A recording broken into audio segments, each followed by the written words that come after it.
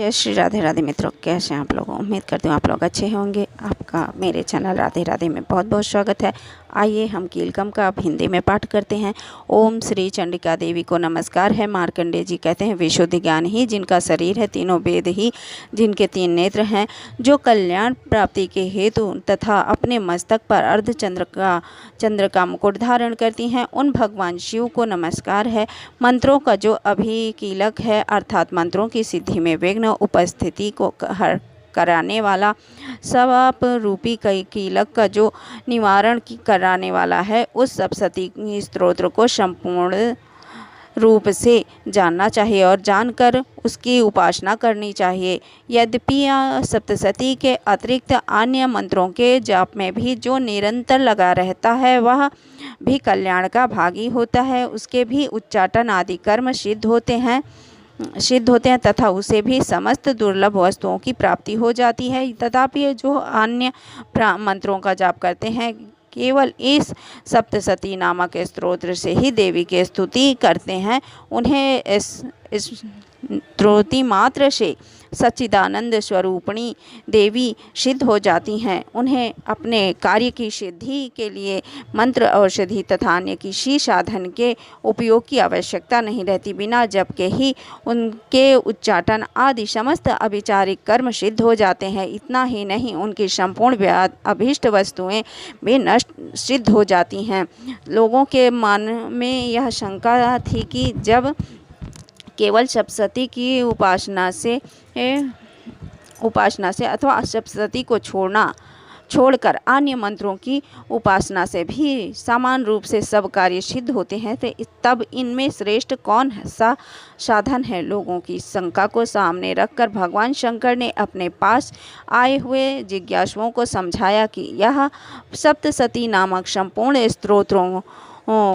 स्तोत्र ही सर्वश्रेष्ठ एवं कल्याणमय है। तदंतर भगवती चंडिका के सप्तशती नामक स्तोत्र की महादेवी ने गुप्त कर दिया। सप्तशती के पाठ से जो पुण्य प्राप्त होता है, उसकी कभी समाप्ति नहीं होती, किंतु अन्य मंत्रों के जाप जन्य पुण्य की समाप्ति हो जाती है। अतः भगवान शिव ने अन्य मंत्रों की अपेक्षा जो सप्तशती की ही श्रेष्ठता का निर्णय किया, उसे यथार्थ ही जानना चाहिए।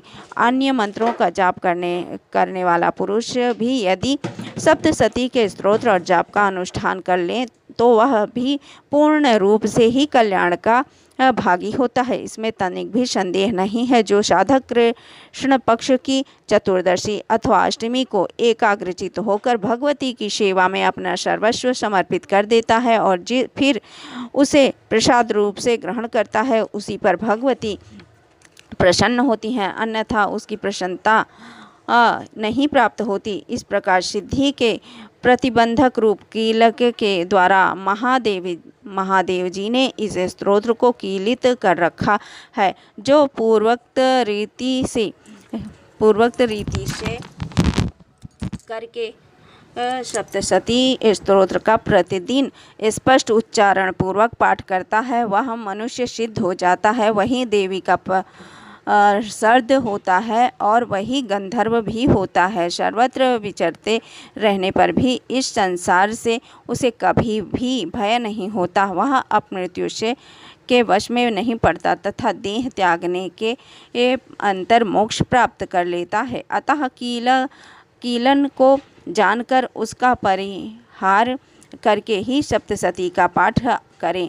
जो ऐसा नहीं करता, उसका नाश हो जाता है। इसलिए कीलक और निष्कीलक का ज्ञान प्राप्त करने पर ही यह स्तोत्र निर्दोष होता है और विद्वान पुरुष इस निर्दोष स्तोत्र का ही पाठ आरंभ करते हैं।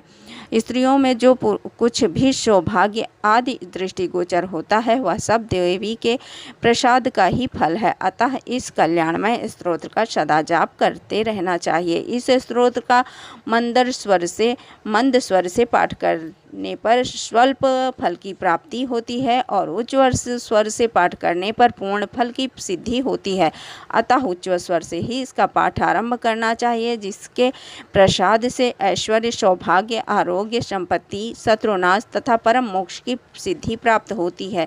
उन कल्याणमयी जगदम्बा की स्तुति की मनुष्य क्यों नहीं करते। बोलो जय श्री राधे राधे। आप लोगों को ये वीडियो कैसा लगा कमेंट करके ज़रूर बताइए और कमेंट में जय श्री राधे राधे लिखिए। पसंद आए तो लाइक कीजिए, शेयर कीजिए और सब्सक्राइब कीजिए। जय श्री राधे राधे, जय श्री राधे राधे।